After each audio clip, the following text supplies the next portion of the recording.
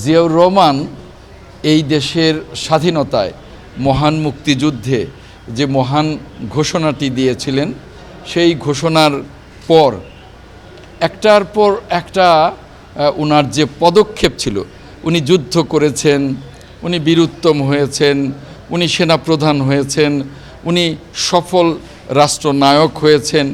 বাংলাদেশের সমৃদ্ধির জন্যে উনি বাংলাদেশের চিত্রটাকেই একসময় পাল্টে ফেলেছিলেন, যদিও ফ্যাসিবাদ এসে বারবার সেটাকে ভুলণ্ঠিত করেছে।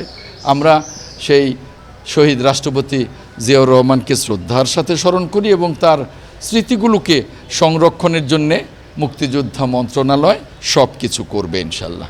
আমাদের সরকার অত্যন্ত আন্তরিক এই বিষয়ে, এই জন্য আজকে মাননীয় মন্ত্রী মহোদয়ের নেতৃত্বে মুক্তিযুদ্ধ বিষয়ক মন্ত্রণালয়ের ঊর্ধ্বতন কর্মকর্তাগণ সবাই আমরা এখানে পরিদর্শনে এসেছি।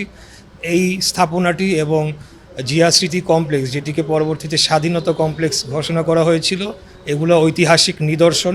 আগামী প্রজন্মের আসলে এগুলো হচ্ছে জানতে হবে, তাদেরকে এখানে আসতে হবে, দেখতে হবে। আমাদের ইতিহাস যদি আমরা না জানি তাহলে জাতি হিসেবে আমরা নিজেদেরকে গড়ে তুলতে পারবো না।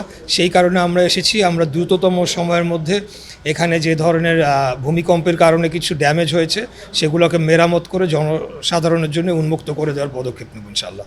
আমি ভরসা রাখি হিরন স্মার্ট ওয়াটার পিউরিফায়ারে।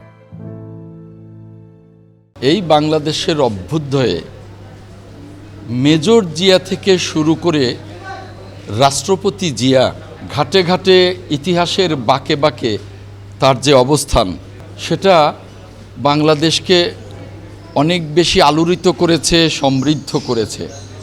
সেই রাষ্ট্রপতি জিয়াউর রহমানের স্মৃতি রক্ষার্থেই এই স্মৃতি জাদুঘর। এটা আমরা এটা দেখলাম, এসে শুনলাম যে এর অনেকগুলো রুম আমরা দেখেছি খালি, কারণ এটা রেনোভেশন হচ্ছে। এটাকে সুন্দর করে রেনোভেট করে শহীদ রাষ্ট্রপতি জিয়াউর রহমানের স্মৃতি বিজড়িত জিনিসগুলোকে সংরক্ষণ করা হবে।